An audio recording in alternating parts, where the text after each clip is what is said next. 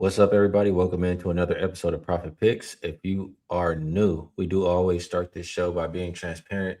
And yesterday, it was a good day. 1-0. I had the Pistons minus the three. Got there. I think they won by 10 points, something like that. So, nice 1-0 day yesterday. And I have to make a correction because I must have somewhere down the line, I've been doing a lot lately. I must have added an extra loss on my record because when I went back and looked, it says I only have 9 losses. So that will put me at 18-9. 18-9 will be my record right now, Rob Veno.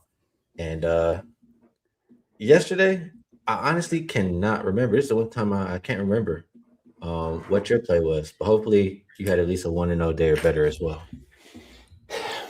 I had one of those good day, bad day scenarios. Skee, I had my first 5% of the year yesterday. I haven't had one all season long. Season started in October.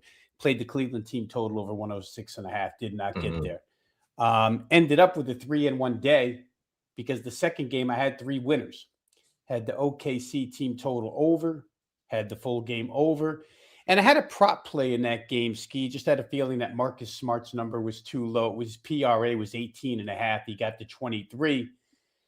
So we win money on the day, 3-1 record, but the 5% did not get there. So it's when those things happen, it's kind of a weird feeling like, yeah, I won, but I'd have rather won the other game, but still making money's making money. So we'll take it.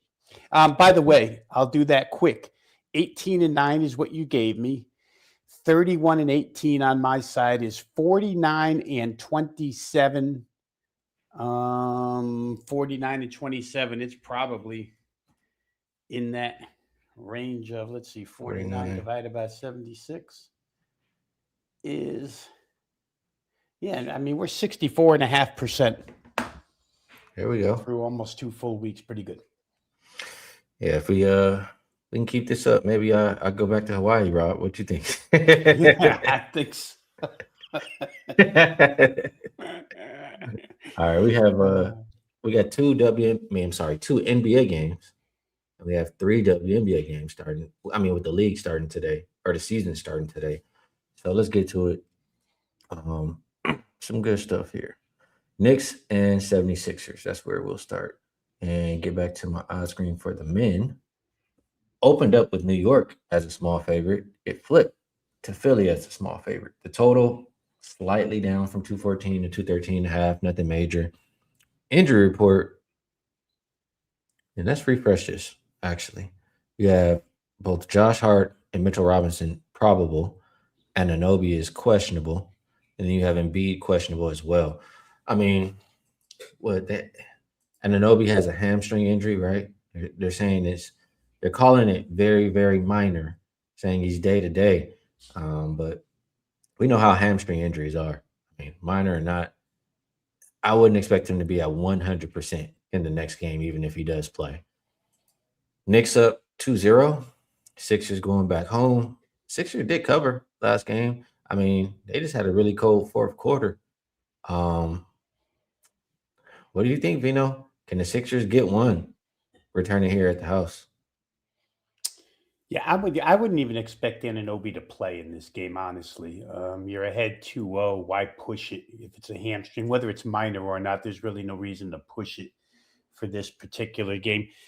He's been great offensively for New York, but some of the stuff I read this morning, Skee, seems to paint kind of a black sky doomsday picture for the Knicks offense because Anunoby all of a sudden has been really good, and without him, they can't be any good. I'm not so sure that's the case. They went on the road to Atlanta.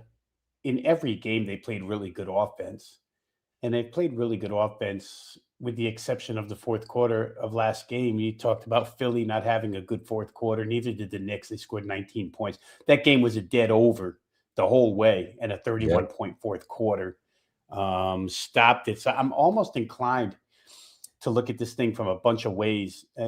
Philadelphia, I think, we weren't breaking any earth-shattering news last time we covered this game when we said without Embiid, Philly would pick up the pace, and they did. We know they're going to push pace tonight. It worked for 3.5 quarters. It worked really well for them. I think it probably works again at home tonight. I could look at their team total, 107.5, as a potential play. I could look at the full game total um, as a potential play. Maybe you don't want to exclude the Knicks offense.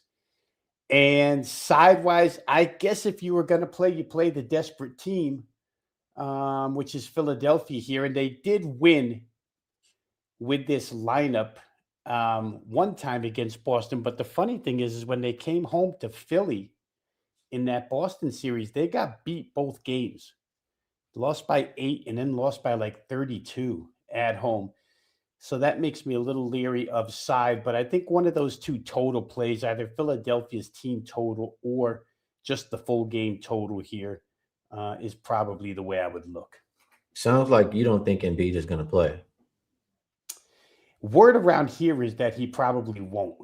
Okay. And I tell you what, it's funny, Skee, because listening in this area, and I know it's a last thing you saw, but people, fan base, media, etc., are to the point where they almost think that the team is better without Embiid at this point. Now, I don't know that you would say they were better, but I might almost say that in this matchup, if you're going to push pace against the Knicks, that's probably a good way to go.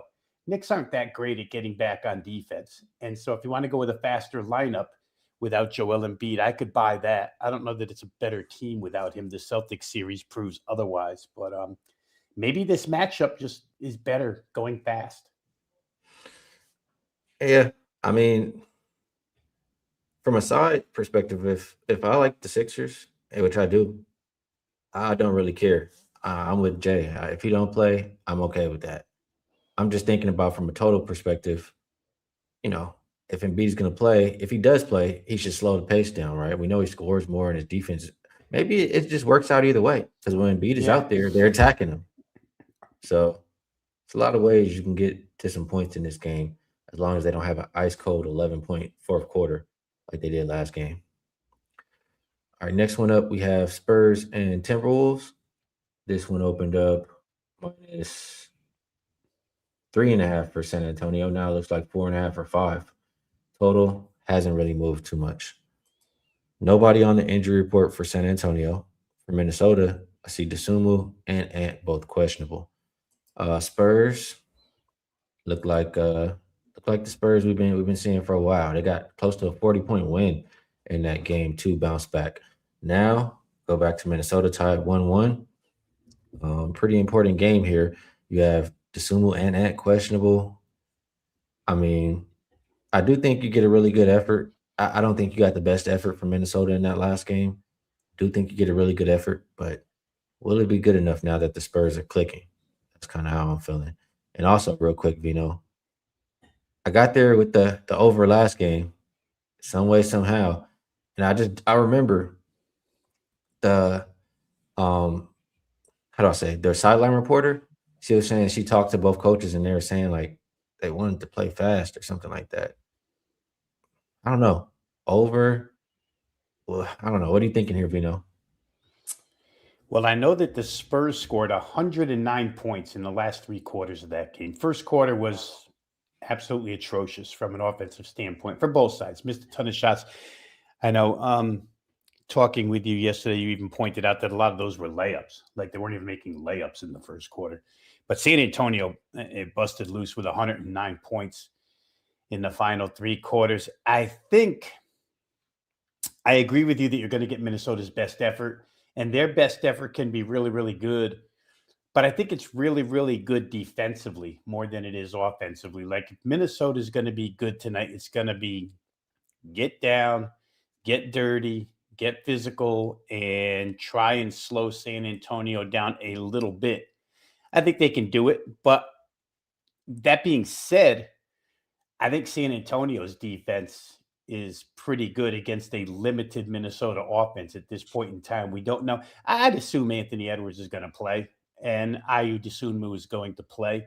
How much or how effective they can be is still in question. Neither one looks right yet um, offensively. So Minnesota's team total here is 106.5. I almost feel like playing the Minnesota team total under. Less offensive weaponry, really good San Antonio defense. I think it's ranked number 2 in the playoffs so far. And maybe we get a lower scoring game, even if they try to run. Um, it's interesting because in these series, adjustments are made. And if either coach notices that the other team wants to push pace, I would expect transition defense to be a little bit better or more of an emphasis. So I think I lean more towards Minnesota giving a really good effort here. Probably why I don't want to play the side either way, because San Antonio is the better team. So I'm a little scared to take points. But I think Minnesota, even if they win the game, they do it with less than 107 points. So for me, probably under 106.5 on the T Wolves side. Good stuff. That'll wrap up NBA. We can talk a little bit of W. We do have 3 games over there for today. Um, we will start with the Mystics and then one of the new teams here, Toronto Tempo. If I'm not mistaken, here is the name they have.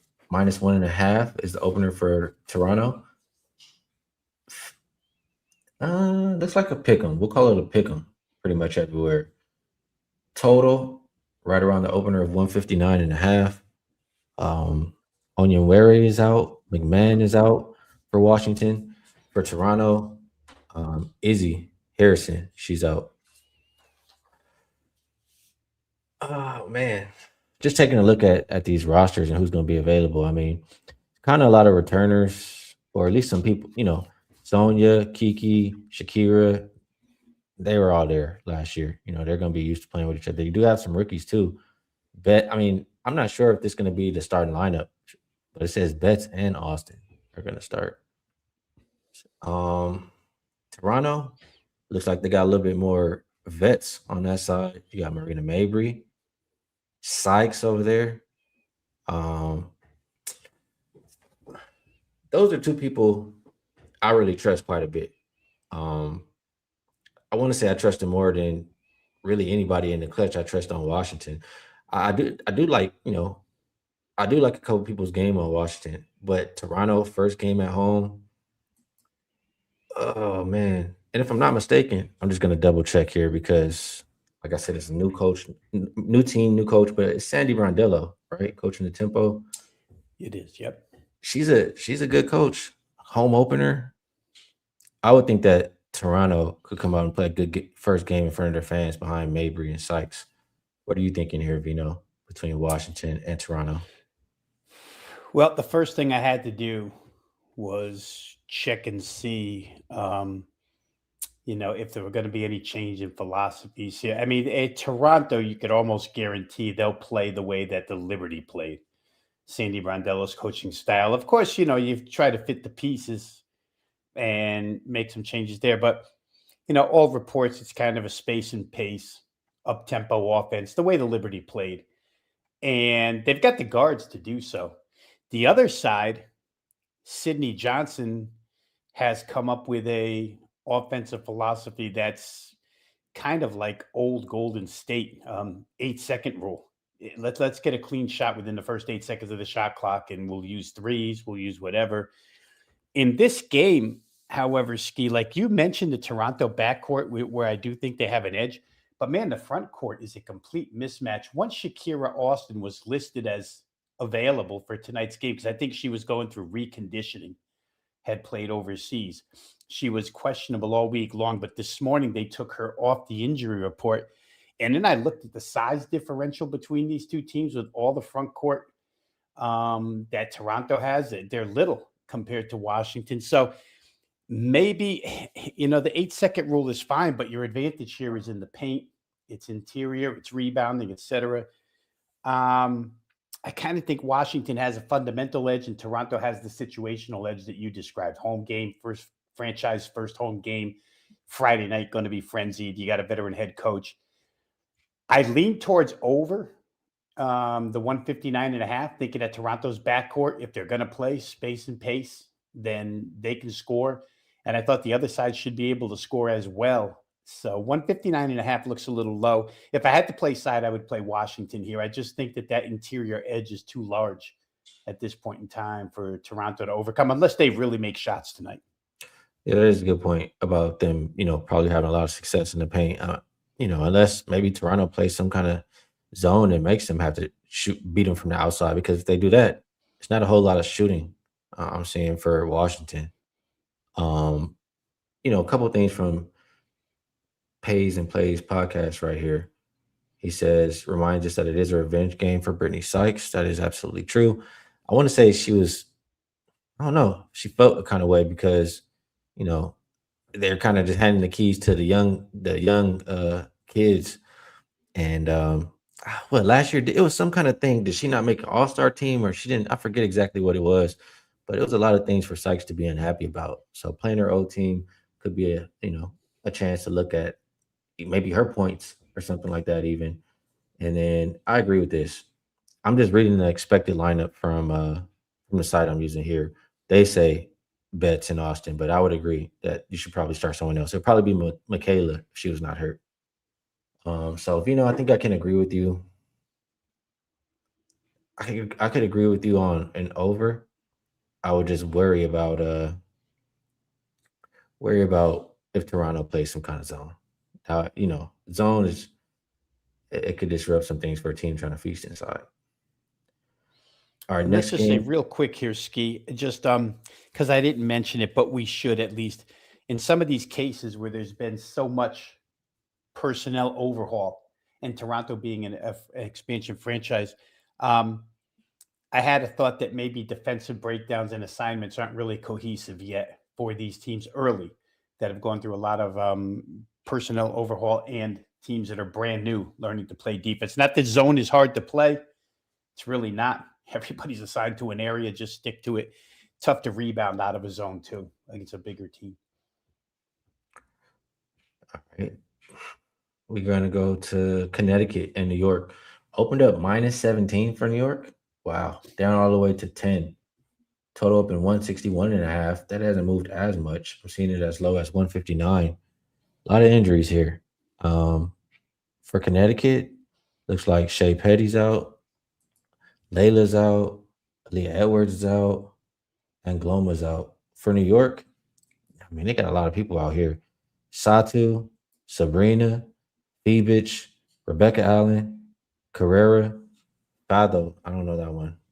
But I see a lot of shooters out for this Liberty team. Not that they don't have others. I mean, it's clearly they have, you know, Johannes, Stewie, Jonquil.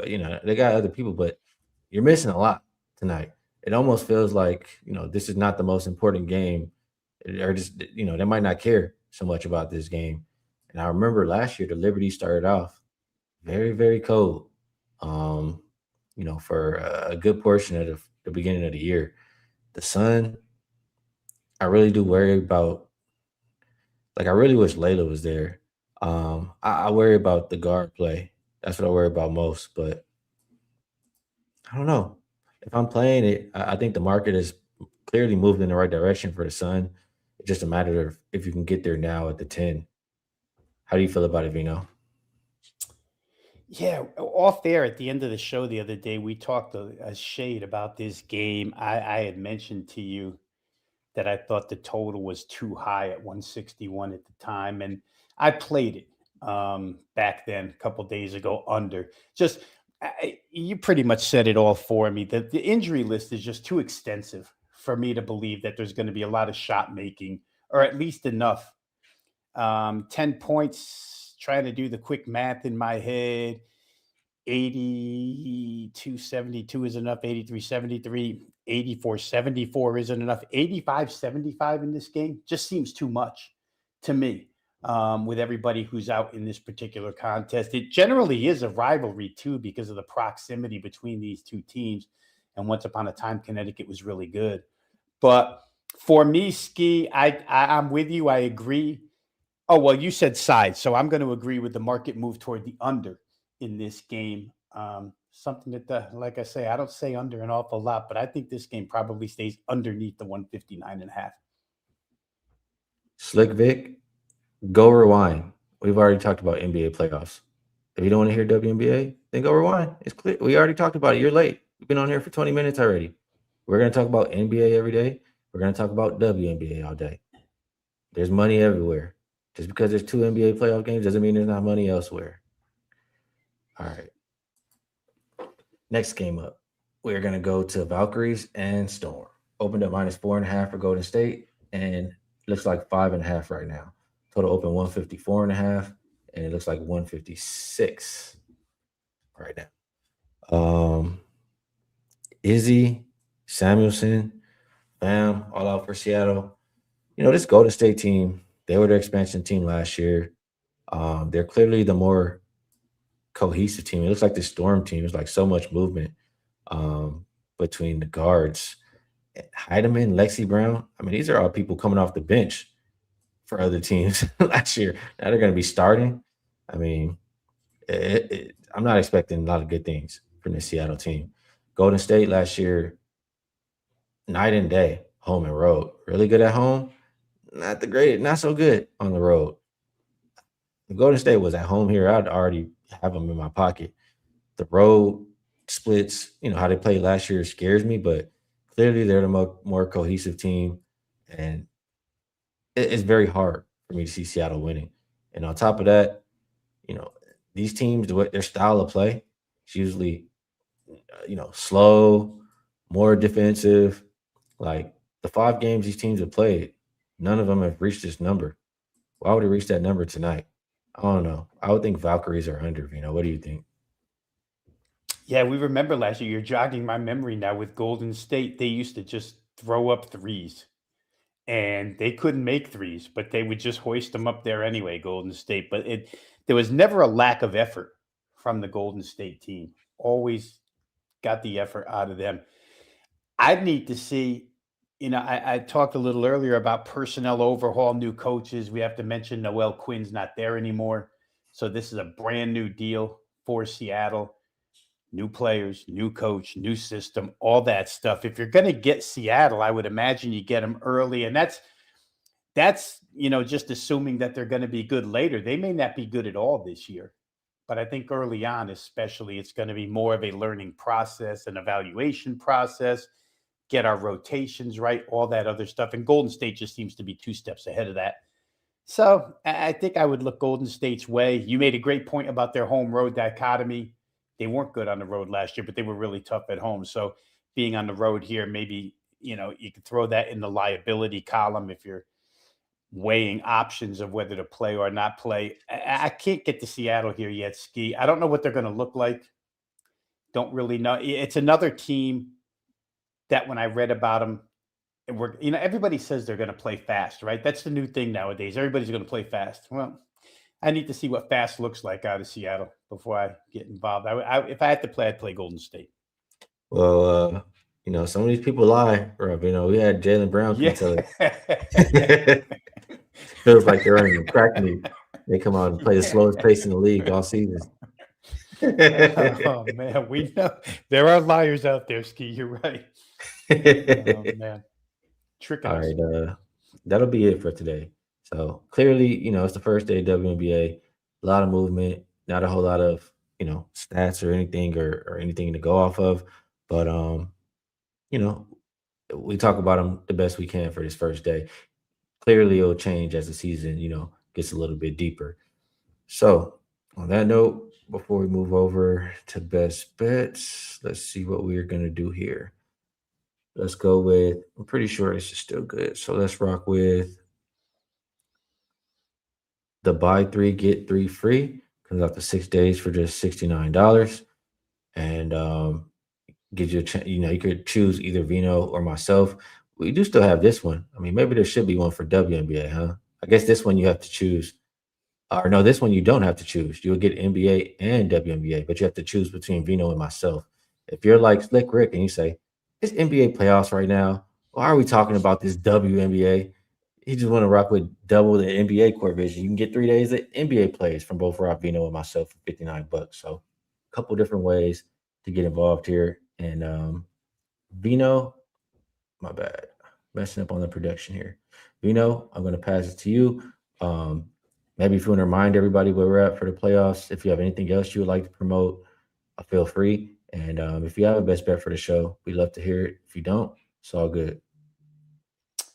Yeah, a couple things really quick. One more time. I do believe, guys, that if any of you were interested in combo package rather than playing either Skee or myself's stuff. If you want to play both combined, with where WNBA is concerned, the Detroit office, I'm sure, would be accommodating in that regard. You just have to ask.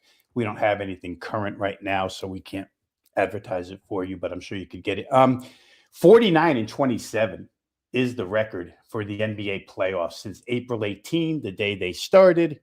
49 up, 27 down. That's 64.5%. Really, really good. Despite my miserable 5% play last night, we got ourselves in a pretty good spot. As for best bet here tonight, I'm going to leave you with the Timberwolves under. It's a game I played under 106.5 team total. I think Minnesota will be gritty and defensive minded. And you said something that made me think, Skee. Last game, you had it bigger than I did, but I also had the total in the game. And I thought we were never going to get there. And somehow, San Antonio just broke loose. I don't see Minnesota allowing that type of shooting again in this game. I think this one's probably more of a grind back and forth, and San Antonio's defense keeps Minnesota pinned down here. So Timberwolves team total under 106.5. Good stuff from Vino. And for myself, I was I was I'm teetering on some of these WNBA plays today, so I'm waiting to push the button. And if you know me, I don't like giving plays when I didn't push the button. So this will probably be one of the last days that I just really don't give a best bet because I've only have one NBA play and I haven't made any other decisions. But after watching these teams play, once or twice over the weekend and come back next week, I'm sure I have a lot, stronger opinions about what I want to do. So, Vino, I do appreciate you taking the time to cap these games with me. It was my process. I'm sure we help everybody else out there as well. Chat, we appreciate y'all tapping in and everything you guys, bring to the show. Best of luck over the weekend on all your action, and we will catch you guys all on Monday.